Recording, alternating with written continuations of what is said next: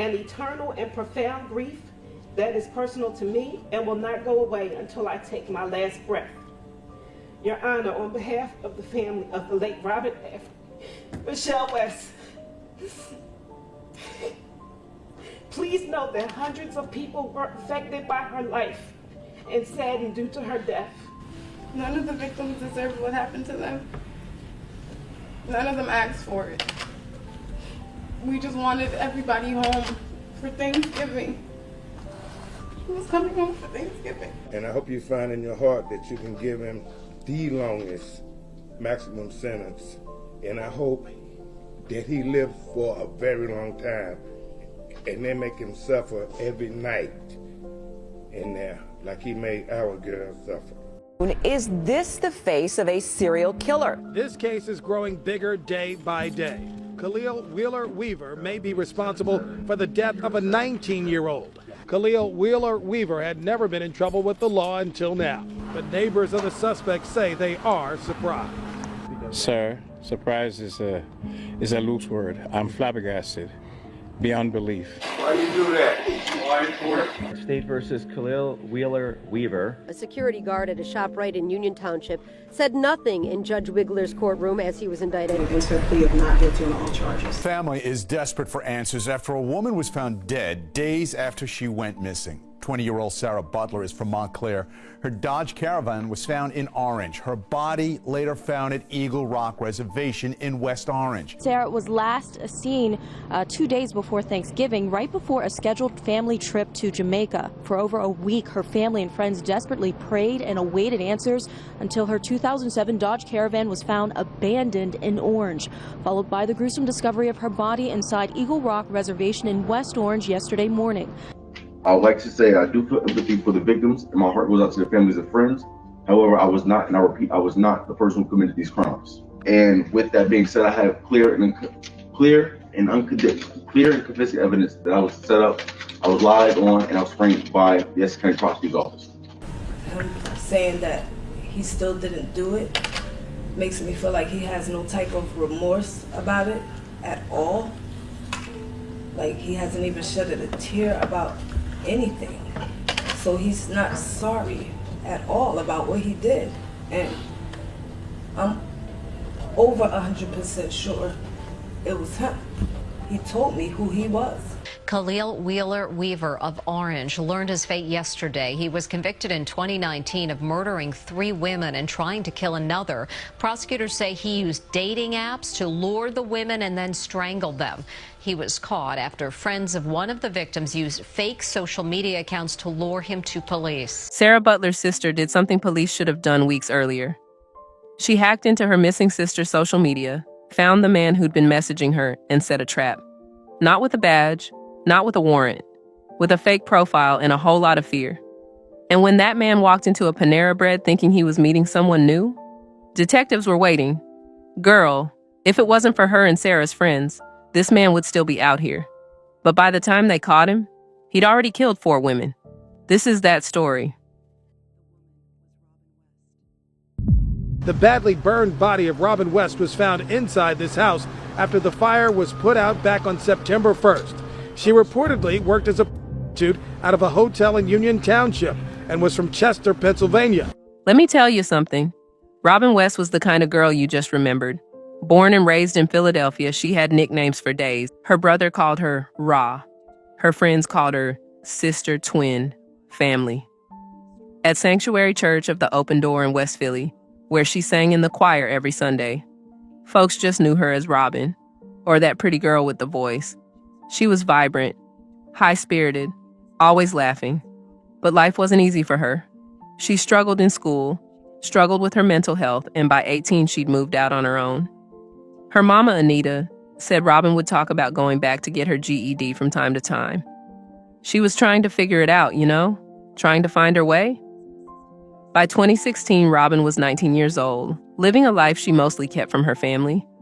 But one thing she couldn't stop talking about, her 20th birthday. September 5th was coming up, and she was excited. She'd already posted pictures on Facebook of this white dress she planned to wear. Her friends said she couldn't wait to celebrate. Late August 2016, Robin and her friend Bernicia took a trip from Philly to New Jersey. They checked into the Garden State Motor Lodge in Union Township. Nothing fancy, just a budget spot about 15 miles from Manhattan. They were young, independent, trying to have some fun. But after a few nights, the money ran out, and they had nowhere to stay. So they came up with a plan to make a few dollars. On the night of August 31st, Robin and Bernicia found themselves walking near NY Avenue in Newark. They hadn't been out there long when a silver sedan pulled up. The driver offered to pay Robin for sex. Now, Bernicia wasn't about to let her girl just get in a car with a stranger without taking some kind of precaution. She pulled out her phone, typed the license plate number into her contacts, and saved it. Then she leaned toward the car and said, "Be careful with my sister because I love her." That was the last time Bernicia saw Robin alive. The next day, Robin didn't come back. She wasn't answering her phone, and Bernicia knew something was wrong. Robin would go off the grid sometimes, but never without calling. Never without checking in at some point. And not like this. Not miles from home after getting into a stranger's car. Bernicia had one clue, that license plate number. She called police immediately and reported Robin missing. She told them everything, where Robin went, what time she left, and who she left with. She gave them the plate number. But even with all that information, the response was slow. Like, real slow. Investigators didn't act like it was an emergency. They didn't rush to track the car. They didn't search the area where Robin was last seen. Days passed. No updates. No movement. No urgency. Meanwhile, Bernicia and Robin's family were calling every hospital, every precinct, every friend they had. And nobody knew that Robin was already gone. In the early morning hours of September 1st, just hours after Robin got into that car, firefighters in Orange, New Jersey, responded to a 911 call about a house fire on Lakeside Avenue. The place was already engulfed when they arrived, flames tearing through the windows, smoke pouring onto the street. It took time to get inside, but when they finally did, they found human remains. The fire had burned so hot that even seasoned investigators struggled to process what they were seeing. One of them later said it was the most destroyed body he'd ever encountered in his career. No ID, no phone, nothing that could tell them who this person was. And while firefighters were sifting through ashes and wreckage, Robin's family was still calling her phone, still sending messages, still hoping she'd walk through the door. They had no idea a body had been found. On September 7th, a full week after Robin disappeared, a detective with Union Township Police Department finally picked up her missing person case. He followed the one solid lead Bernicia had given them, the license plate number she'd saved the night Robin got in that car. When he ran the plate, it came back to a young man from Orange, New Jersey. Detectives went to his home and showed him a picture of Robin. And here's the thing, he didn't deny knowing her. He admitted he'd been with her the night she vanished. He said he saw her walking in Newark and offered her a ride because she wanted pizza. He said Robin asked if she could stay at his place, and he told her no, but he knew of an abandoned house in Orange where people sometimes stayed. He claimed he dropped her off there and never saw her again. He even offered to show detectives where he'd left her. But when they got there, it wasn't the house that burned. It was a completely different abandoned property. And because detectives still didn't know Robin had been murdered because they didn't have physical evidence tying him to her disappearance at that point, they let Khalil Wheeler Weaver walk away. Make it make sense. It wasn't until September 13th, more than 2 weeks after the fire, that DNA testing confirmed the body inside that burned house was 19-year-old Robin West. Her family was devastated. That white birthday dress she posted about, she'd never wear it. Her plans, her future, her whole life, gone. But even with the identification, investigators still didn't realize Robin's death was connected to anything bigger. At that moment, they thought they were dealing with one isolated tragedy. They had no idea this was only the beginning.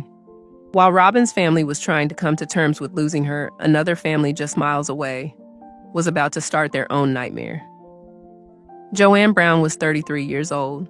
Born in Augusta, Maine, she was the youngest of 7 siblings. Her sister and 6 brothers called her Billy Joe, a nickname that stuck with her for life. When she was 5, her family moved to Newark, and by 2016, Joanne was living in Jersey City. Life hadn't been easy. She struggled with her mental health and had been doing sex work to survive. She was doing what she could with what she had. But her family never stopped believing she deserved better. On the afternoon of October 22, 2016, Joanne was in Newark with a small group of friends. Just after 1 p.m., they stopped near a Popeyes on Avon Avenue, a spot they passed through often. Now, Joanne had a system. Whenever she left with someone, she always called her friend Amina. She'd say who she was with, where she was going, when she'd be back. It was a lifeline, a way to make sure somebody always knew where she was. But that afternoon, things played out differently. Another friend in the group needed to make an urgent call, and Joanne, always the helper, handed over her phone so she could use it. Moments later, a car pulled up. Joanne talked briefly with the driver, then got in. Without her phone, she couldn't make her usual safety call. But a few minutes later, around 1:30 p.m., she borrowed the driver's phone and called Amina. It was quick, just long enough to let her know she'd left with someone and would check in soon. That second call never came. At 3:09 p.m., Amina's phone rang. It was the number Joanne had called from earlier. She picked up immediately. "Is this London?" she asked, expecting to hear Joanne's voice or at least an update. Silence. Then the call disconnected. Amina called back. 3, maybe 4 times. Each time the phone rang, no one answered. That silence told her everything. Amina reported Joanne missing, but Joanne's history worked against her. Officers noted her background, her struggles, the work she was doing to survive. And instead of sounding an alarm, they treated her disappearance like it was temporary, like she chose to leave. Amina tried explaining this wasn't normal, that Joanne always called, that something was wrong. But her concerns didn't move the investigation forward. No urgent searches, no press releases, no canvassing for days. Joanne's disappearance barely registered with authorities. And while Amina was making call after call, searching for any trace of her friend, Joanne's body was already lying inside an abandoned house on Highland Avenue, waiting to be found. Now, while Joanne's friends were desperately searching for her, another young woman just a few towns over had no idea she was moving toward the same threat. Her name was Sarah Butler. Sarah was the kind of person people just remembered. She grew up in Montclair, New Jersey, in a close, loving family that supported everything she did. She loved to laugh. She loved to go. She was just free-spirited. She was smart, creative, full of ambition, always planning her next move. She was a dancer. Her friends said she could walk into a room and express more with a single move than most people could with words. She loved the arts, loved performing, had this natural confidence that made her shine on stage. But if she's upset, she go right to the theater and she just dance. In 2016, Sarah was a sophomore at New Jersey City University studying psychology. She lived at home her freshman year, commuting from Montclair to campus. But for her sophomore year, she decided to move into the dorms. Her family said she was excited about her future, excited about school. But friends noticed that after she moved on campus, Sarah struggled to make connections. She felt lonely sometimes. Still, she stayed close with her parents and her siblings, especially her older sister, Sione. She told her everything. November 2016. Thanksgiving break was just days away. On the first day of break, Sarah's mom, Laverne Butler, drove the family's blue Dodge minivan to Jersey City to pick Sarah up from school. Sarah was happy to be going home. She always was. The two of them spent the evening settling back into their normal routine. But later that night, Sarah asked if she could borrow the minivan for a little while. Before she left, she told her mom she was going to meet a friend. Laverne didn't think much of it. She said, "Mom, I'm just going to say goodbye to a friend and come right back." And I gave her my car key. Did she tell you the name of the friend? No, she didn't tell me the name of the friend. Sarah was responsible. She checked in. She always came home when she said she would. But that night, Sarah didn't come back. She was supposed to return around 8 p.m. When she didn't, her sister, Sione, started calling and texting. No response. Sione started reaching out to people Sarah knew. Friends, classmates, anyone who might have seen her. Nobody had spoken to her since she left the house. That night, she didn't come home. When Sarah's mom called her the next morning, she still wasn't answering. At first, Laverne hoped it was nothing. Maybe Sarah overslept, maybe her phone died. But as the hours went by and more calls went to voicemail, that uneasy feeling settled in. I'm trying to call her phone. I know I'm getting angry with her because I know she needs to call me. Where are you, Sarah? This wasn't like Sarah. She didn't disappear. She didn't ignore her family. By that afternoon, panic set in. No text, no call, no sign of her. And the van was still missing too. Sarah's mother reported her missing. Then I started calling the police station. The moment the report was filed, Sarah's family launched their own search. They retraced every place she might have gone. Montclair, Jersey City, everywhere. They called friends, classmates, co-workers. They drove up and down streets Sarah usually traveled, hoping they'd spot the van parked somewhere, hoping she'd suddenly answer her phone. The community rallied. They made flyers. They knocked on doors.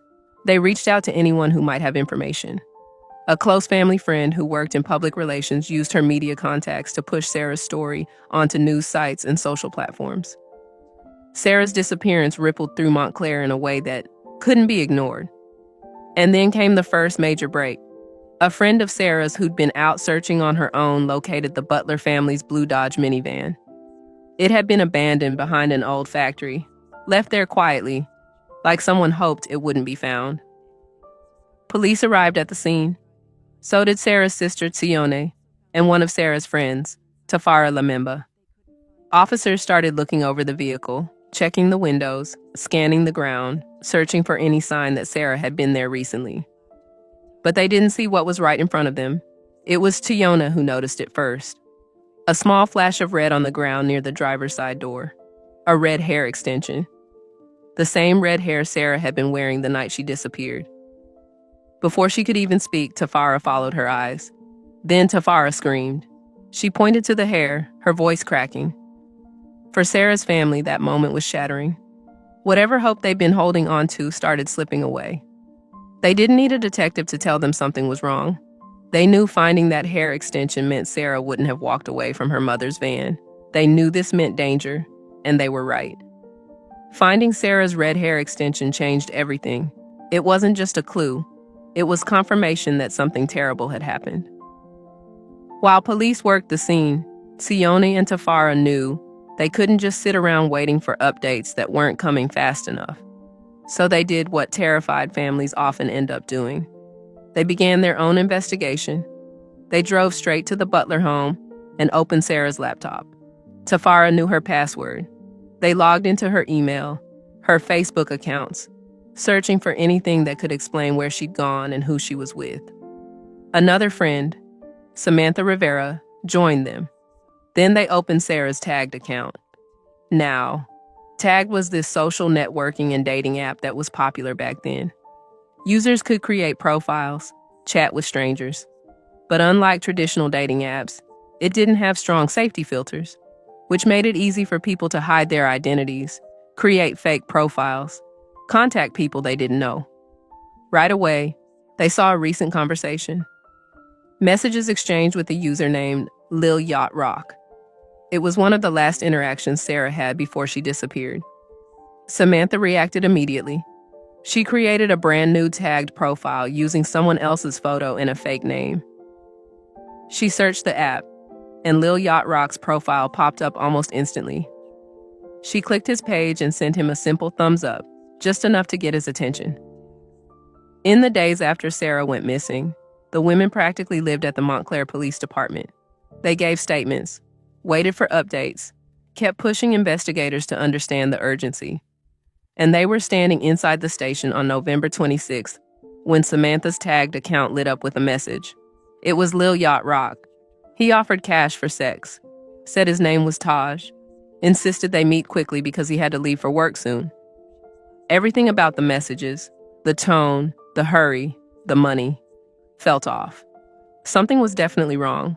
The women didn't hesitate. The conversation escalated into a phone call.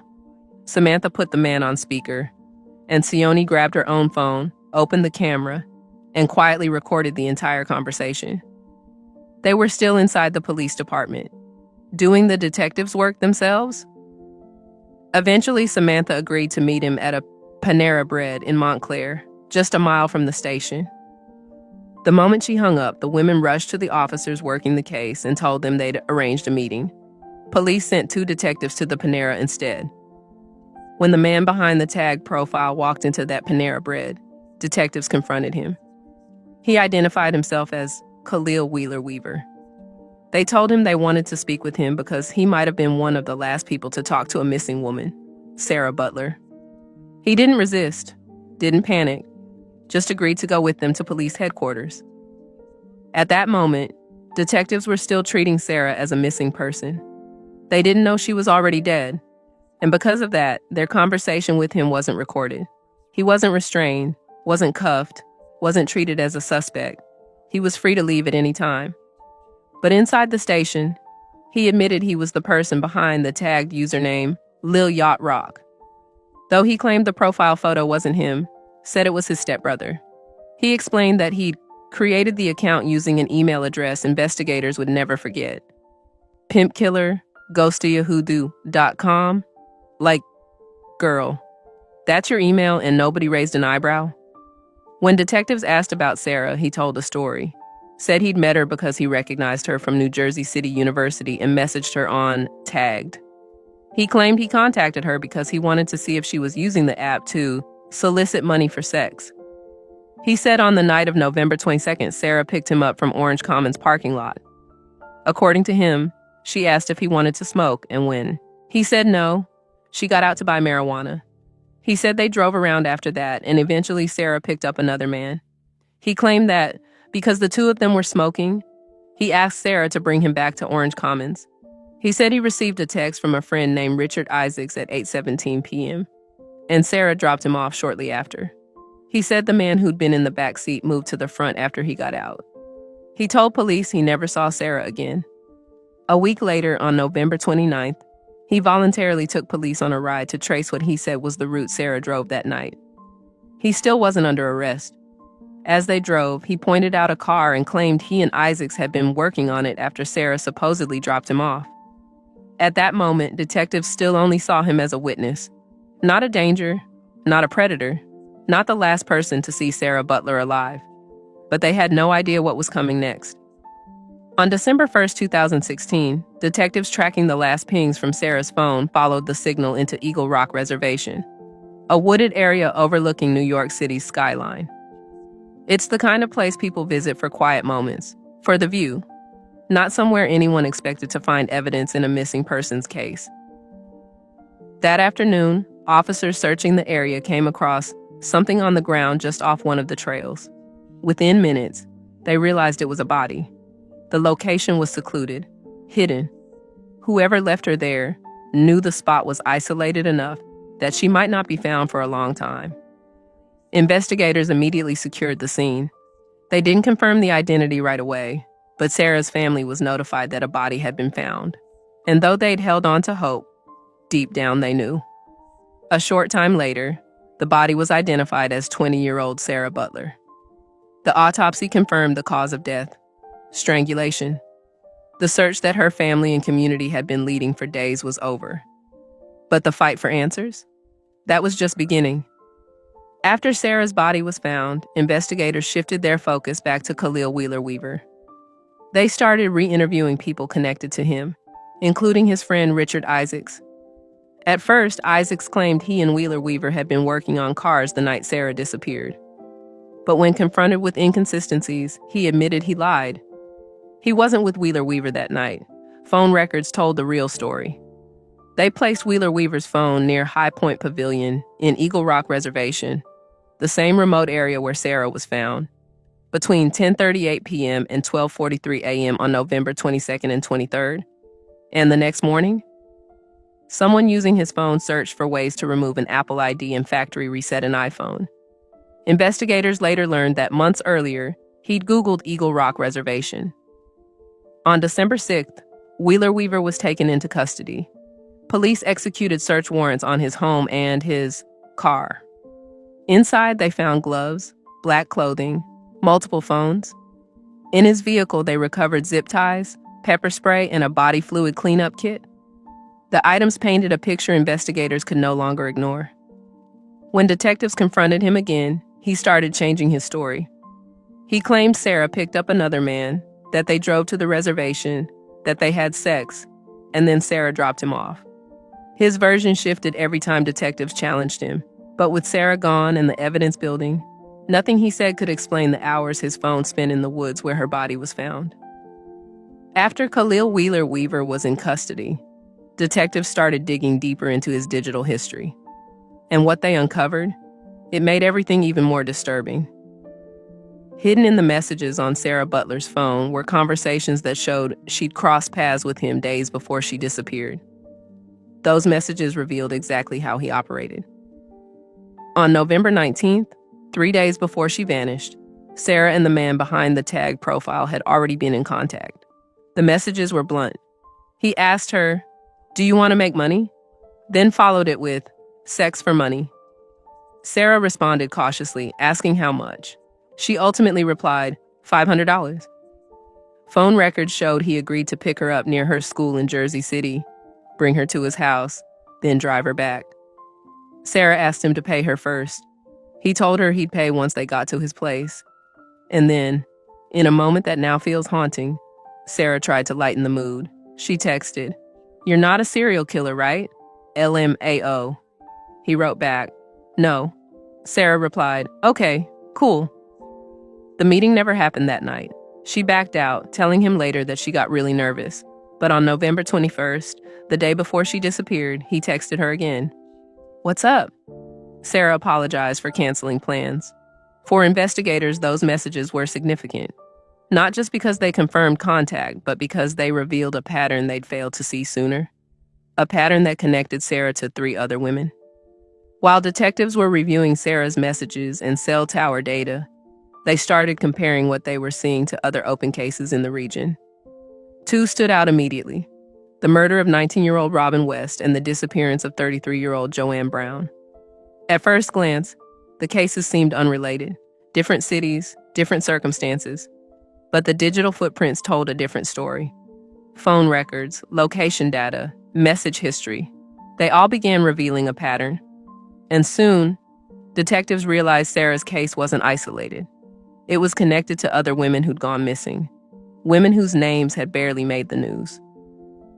On December 5th, 2016, 4 days after Sarah was found, construction workers walked into an abandoned house on Highland Avenue in Orange.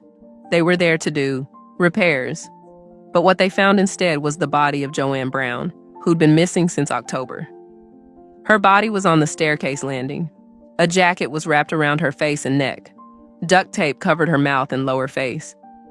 The medical examiner ruled her cause of death: mechanical asphyxiation. Phone records showed that on the day Joanne disappeared, October 22nd, the same number that contacted Sarah Butler had also called her friend, Amina, multiple times, and called Joanne herself. Location data placed that phone near the Popeyes where Joanne was last seen, and then at the abandoned house where her body was found. But it wasn't just Joanne. Investigators followed those same digital footprints back even further, to 19-year-old Robin West. Wheeler Weaver had been there the whole time. Before Sarah, before Joanne. He was the owner of the car Robin got into that night. Police had spoken to him back in September. But even after her body was identified, he wasn't investigated or named a suspect. He just kept going. And had it not been for the actions of Sarah's sister and friends, who knows how long it would have continued. But now, 2 months after the murders first began, when detectives laid the timelines side by side, the phone records, the travel patterns, the victim's last known movements, the connections became undeniable. 3 women, 3 disappearances, 3 lives lost, all tied to the same man. And for the first time, investigators understood exactly what and who they were dealing with. In 2017, Khalil Wheeler Weaver was indicted on 3 counts of first-degree murder. By the time his case went to trial in October 2019, prosecutors had built a devastating timeline. Phone records, surveillance footage, digital messages, DNA, discoveries made inside abandoned houses, all of it pointed to him. But the most powerful evidence didn't come from devices or data. It came from the women who lived through encounters with him. One of those women was Tiffany Taylor. Tiffany took the stand and told the jury how she'd met the same man months earlier, after Robin and Joanne were killed, but before Sarah's murder. She described how he attacked her, how he restrained her, how he threatened her life, and how she managed to escape. Her testimony gave jurors a chilling look at the violence he was capable of. It showed the pattern prosecutors said connected all three victims. Other witnesses followed: detectives, forensic experts, phone analysts, the friends and family members who helped uncover what happened. Piece by piece, they laid out the story, how the victims were chosen, how the meetings were arranged, how the digital trail ultimately led police to him. Is this the face of a serial killer? This case is growing bigger day by day. Khalil Wheeler Weaver may be responsible for the death of a 19-year-old. Khalil Wheeler Weaver had never been in trouble with the law until now, but neighbors of the suspect say they are surprised. Sir, surprise is a loose word. I'm flabbergasted beyond belief. Why do you do that? Why? State versus Khalil Wheeler Weaver. A security guard at a shop right in Union Township said nothing in Judge Wigler's courtroom as he was indicted. Against her plea of not guilty on all charges. He was first picked up by authorities in early December. Today we arraigned Mr. Wheeler Weaver on the indictment charging him with 3 murders and 1 attempted murder. And he entered his plea of not guilty. We scheduled a court date in May to continue the process and move forward towards a trial. So let's.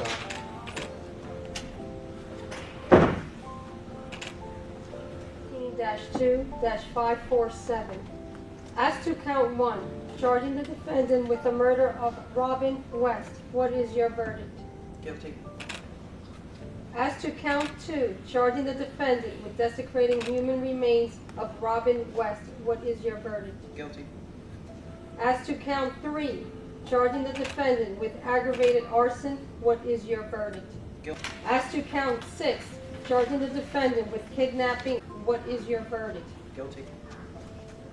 As to count 7, charging the defendant with attempted murder. It was in December 2019 that Khalil Wheeler Weaver was found guilty of 11 charges, including murder, attempted murder, kidnapping, and aggravated arson. At his sentencing in October 2021, Khalil said they got the wrong guy. It's a frame job.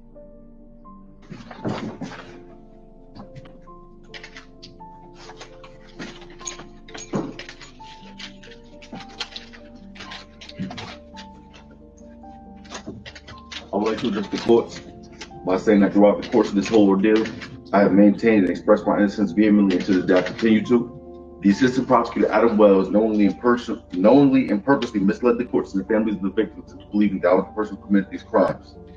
I would like to say I do feel empathy for the victims, and my heart goes out to their families and friends. However, I was not, and I repeat, I was not the person who committed these crimes. And with that being said, I have clear and convincing evidence that I was set up, I was lied on, and I was framed by the Essex County Prosecutor's Office. He was sentenced to 160 years in prison. An eternal and profound grief that is personal to me and will not go away until I take my last breath. Your Honor, on behalf of the family of the late Robert F. Michelle West, please know that hundreds of people were affected by her life and saddened due to her death. None of the victims deserved what happened to them. None of them asked for it. We just wanted everybody home for Thanksgiving. He was coming home for Thanksgiving. And I hope you find in your heart that you can give him the longest maximum sentence. And I hope that he lives for a very long time and they make him suffer every night in there like he made our girl suffer. Okay, thank you very much. I hope you suffer, boy, every night. I also want to say, as far as him saying that he still didn't do it, makes me feel like he has no type of remorse about it at all. Like, he hasn't even shedded a tear about anything. So he's not sorry at all about what he did. And I'm over 100% sure it was him. He told me who he was. It's 160 years with 145 years of parole ineligibility. The purpose of the sentence, again, is that this defendant never walk among society again. The trial lasted 8 weeks. In the end, the jury heard enough. They convicted Khalil Wheeler Weaver on multiple counts, including the murders of Sarah Butler, Robin West, and Joanne Brown, as well as the attempted murder and assault of Tiffany Taylor. He was sentenced to 160 years in prison. But the story doesn't end there. As prosecutors were laying out their case, investigators revealed that the violence Wheeler Weaver was responsible for stretched even further than anyone initially knew. In 2019, 3 years after his arrest, construction workers discovered human remains in a wooded area in West Orange. Those remains were eventually identified as a 15-year-old girl who had disappeared back in October 2016, right in the middle of Wheeler Weaver's series of attacks. She had recently moved to the United States from Guinea and was living with her family in Newark, adjusting to her new life. Investigators later learned that, just like his other victims, she'd been contacted through the Tagged app. Digital evidence showed Wheeler Weaver reached out to her on October 7th, offering her money. Hours later, he messaged her again, giving her his phone number, the same number he used with his other victims. Not long after, he searched Google for directions to her apartment complex, then drove directly to the area. His phone's location data later showed a path from her neighborhood to the secluded spot where her remains were eventually recovered. And just like the others, she had been strangled. Her murder proved something investigators had already begun to suspect. Robin, Joanne, and Sarah weren't isolated cases. They were part of a pattern that included a child. After years of questions, on March 31, 2022, prosecutors charged Khalil Wheeler Weaver with a fourth murder. His indictment didn't just accuse him of taking her life. It included charges of attempted sexual assault of a minor, endangering the welfare of a child, and desecrating human remains. It marked yet another devastating revelation in a case that had already shattered so many families. When this story finally came to an end, Khalil Wheeler Weaver had been convicted of murdering Robin West, Joanne Brown, and Sarah Butler, and later charged with the killing of a 15-year-old girl. 4 young women whose lives were cut short. 4 families left to grieve daughters, sisters, and friends they loved. And 4 cases that should have never required this much pain, pressure, or personal investigation to be taken seriously. Let me tell you something. These women were not invisible. They were loved. They had families who searched, who begged for help, who refused to believe their daughters simply walked away. But again and again, their fears were brushed aside. Robin West was written off because she wasn't from the area and because of assumptions about her lifestyle. Joanne Brown was dismissed before she was ever truly searched for. And even Sarah Butler, a college student with a tight-knit family, struggled to get quick and decisive action in those critical early hours. The most common thread wasn't their backgrounds. It wasn't their neighborhoods. It wasn't their choices. It was the way their disappearances were treated. Robin, Joanne, Sarah, they deserved protection long before investigators understood the danger. They deserved the kind of urgency that too often is reserved only for certain victims. Victims whose stories get more attention, more outrage, more resources. Their cases remind us of how much damage is done when assumptions replace action, when bias replaces urgency, when the most vulnerable women are the easiest to ignore. Every one of them mattered. Every one of them had family and friends waiting for them, and none of them should have slipped through the cracks. But here's what I need y'all to understand. It took Sarah Butler's sister hacking into her account to catch him. It took her friends setting a trap. It took regular people doing detective work because the system wasn't moving fast enough. Bernicia saved that license plate number and called police immediately. They had everything they needed to find Robin. And she still ended up dead. Amina called police when Joanne didn't check in. She knew something was wrong. And Joanne's body was left in an abandoned house for weeks. These families did everything right, and the system still failed them. Their stories deserve to be told. Not because of the man who hurt them, but because of the world that failed to protect them, and because of the families who refused to stop fighting for justice when no one else was listening. That's why we say their names. That's why we remember their lives. And that's why their stories will never be forgotten. May Robin West, Joanne Brown, and Sarah Butler rest in peace.